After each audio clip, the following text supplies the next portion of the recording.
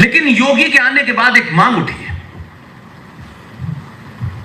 यह कैसा सेकुलरिज्म का स्तंभ है? अगर यह सेकुलर था जिसको आप परिभाषित करते हैं, दुनिया उस सेकुलरिज्म को नहीं मानती जिसको आप मानते हैं। तो जिस जगह का नाम हमारे पुराणों में मिलता है, हमारे साहित्य में मिलता है, हजारों साल पुरानी संस्कृति में मिलता है, उसका नाम था प्रयागराज। तो वो जो सेकुलरिज्म का एपिटोम था अकबर, उसने फिर उसका नाम अल्लाहाबाद क्यों रखा?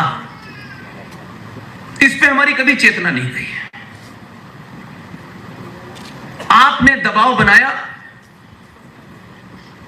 आपने कहा जहां भगवान राम पैदा हुए थे उसका नाम अयोध्या है, फैजाबाद नहीं है। लिहाजा जिन लोगों को आप सत्ता पे बैठाएं, उनसे ये मांगे करना छोड़ दें, क्योंकि सत्ता बहुत छोटी सी होती है। और ईमानदारी से, पूरी ताकत से, मंचों पे नहीं, कहीं बयान देने के लिए मत करिए। जो आपके दिन भर की दिनचर्या है उसमें उसको इतना शामिल कीजिए कि आपके सबकॉन्शियस में हमेशा वही रहे। इसलिए मैं मानता हूं सोमनाथ टू काशी विश्वनाथ, मैं मानता हूं इलाहाबाद टू औरंगाबाद।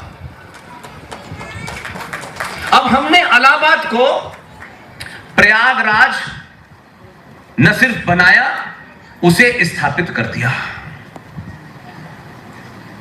इलाहाबाद में था मैं कुछ दिन पहले, तब तक वो प्रयागराज हो चुका था।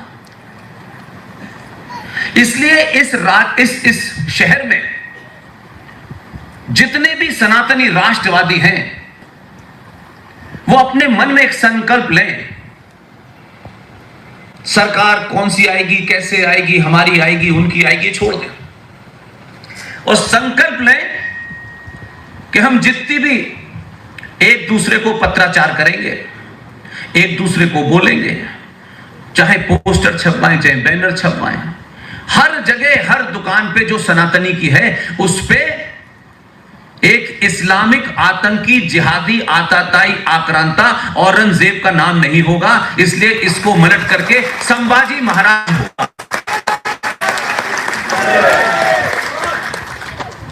और संभाजी महाराज को आप दिन में 50 बार बोलेंगे तो आपके बच्चे के मन में होगा कि इसका असली नाम संभाजी महाराज है, एक आताताई ने इसको बदल के औरंगाबाद कर दिया है।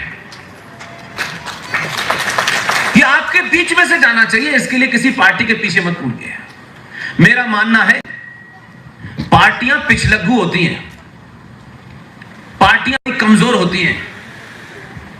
वो आपको मूर्ख बनाने में इसलिए कामयाब हुई क्योंकि हिंदुओं के ठेकेदारों ने आपको मूर्ख बना के रखा।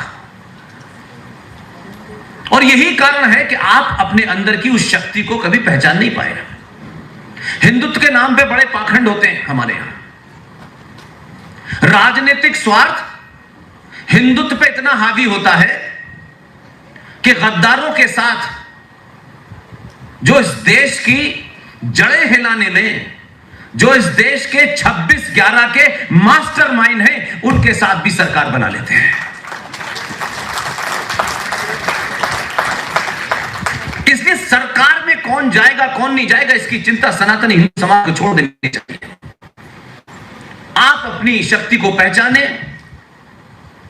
और सनातनी हिंदू की शक्ति का प्रदर्शन इतना करें कि आपका कितना भी विरोधी हो वो ये समझ जाए कि इनसे वोट लेने के लिए मुझे सनातनी पहले बनना पड़ेगा। और ये आप करके दिखा चुके हैं।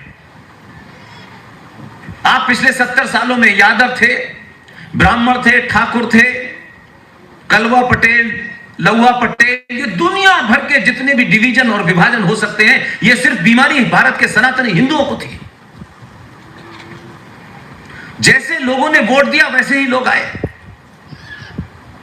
लेकिन देर से सही, 700 साल के बाद ही सही, पहली बार आपको अपने होने का बोध हुआ और आपने सनातनी होके जब वोट दिया तो 2014 पैदा हुआ। इसलिए ये कोई इतना बड़ा मैथमेटिक्स नहीं है कि इसके लिए 5 साल तक आपको परेशान रहना है। मैं सार्वजनिक मंचों से कहता हूं, ना मेरा किसी पार्टी से संबंध है, न मैं किसी की 2 पैसे की मेंबरशिप है, और बड़े सारे हिंदू संगठन है उनसे तो बहुत ही दूर रहता हूं, क्योंकि वो झूठ का प्रचार बहुत करते हैं और अपने ही लोगों को फंसाते हैं और अपने ही लोगों को मरवाते हैं और उनके मरने पे वो अपनी राजनीति करते हैं। ईमानदारी से इस देश के अंदर बहुत कम लोगों ने यह कोशिश की, और उनमें 2 नाम ऐसे हैं जिसे आप महाराष्ट्र की शान कह सकते हैं। यह बात अलग है कि लोगों ने उनके प्रति पढ़ी पढ़ाई बातें तो करी नहीं, सुनी सुनाई बातों का प्रचार किया। इसलिए हमारे बीच में वो बहादुर मौजूद थे, उनके वंशज मौजूद हैं, लेकिन कभी भी हमने उनको पब्लिक डिस्कोर्स में नहीं लाए।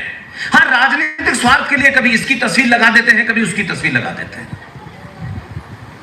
महाराष्ट्र का अगर कोई विजनरी जिसने 100 साल आगे तक देख लिया था,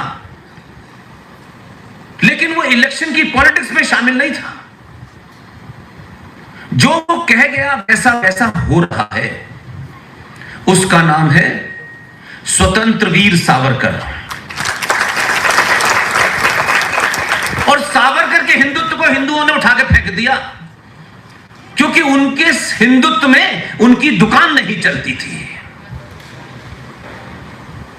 तो एक कृत्रिम, एक आर्टिफिशियल हिंदुत्व क्रिएट किया, और जो टेरिटोरियल हिंदुत्व है, यानी बॉर्डर के अंदर, उस हिंदुत्व के बारे में ज्यादा कहा, क्योंकि उसमें उनकी कायरता छुप जाती है।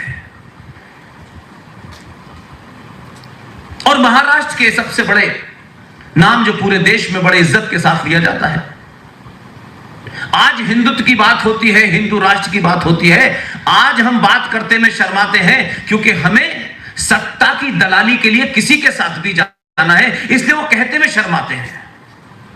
छत्रपति शिवाजी महाराज ने सबसे पहले हिंदू राष्ट्र की बात कही थी, लेकिन छत्रपति शिवाजी की तस्वीर नहीं लगाएंगे कि उसके लगाने से हमें सत्ता का सुख नहीं मिलता। हम तो सत्ता के सुख के लिए चाचा नेहरू की तस्वीर लगाएंगे, ताकि जोड़ तोड़ जुगाड़ से अंग्रेजों की दलाली करके 19 साल तक प्रधानमंत्री बने रहे। हमारे खून में चला गया है। हम सच न बोलते हैं, न उसका प्रचार करते हैं, और अगर कोई सच बोल रहा होता है तो उसका विरोध करते हैं अंदर ही अंदर, कि कहीं ये बोल देगा तो हमारा पाखंड खुल जाएगा, और जगह जगह लोग हमसे पूछेंगे कि भाई आप हिंदुत्व के लिए कर क्या रहे हैं। बंगाल में मर रहा है तो चुप्पी, कश्मीर में मर रहा है तो चुप्पी, और नई नई परिभाषा देखे, उस संगठन की दुकान चलती रहे। इसलिए हमारे संगठनों ने चाटुकार पैदा किए हैं, चाणक्य पैदा नहीं किए हैं। कांग्रेस पार्टी को लेकर अक्सर बहुत सारी बात होती है। आज वो एक पॉलिटिकल पार्टी है, 1946 तक वो पॉलिटिकल पार्टी नहीं थी, एक आंदोलन था। आज जो आपकी दुर्दशा है, उसको कांग्रेस को, उसे आप जिम्मेदार ठहराते हैं कि वो सत्ता में थी, लेकिन कांग्रेस की शुरुआत कहां से हुई और कैसे हुई, अगर ये आज के बच्चों को पता चल जाएगा तो वो शायद इस कांग्रेस पार्टी का चरित्र समझ जाएंगे। और मैं किसी के पार्टी के ऊपर कोई आरोप नहीं लगा रहा, जिस तरीके का इतिहास मुझे पढ़ाया गया है मैं उसी को सामने रखना चाहता हूं। हमारे जमाने में जनरल नॉलेज का सवाल आता था, इंडियन नेशनल कांग्रेस पार्टी की स्थापना किसने की है, और उस वक्त सिर्फ हमारे कॉन्शियस में इतना ही होता था कि जो लिखा हुआ है उसको लिख दो, वो क्यों है कैसे है उसका आगे पीछे हमने कभी सोचा नहीं, बात खत्म हो गई, हमारे यहां बैठ गया है।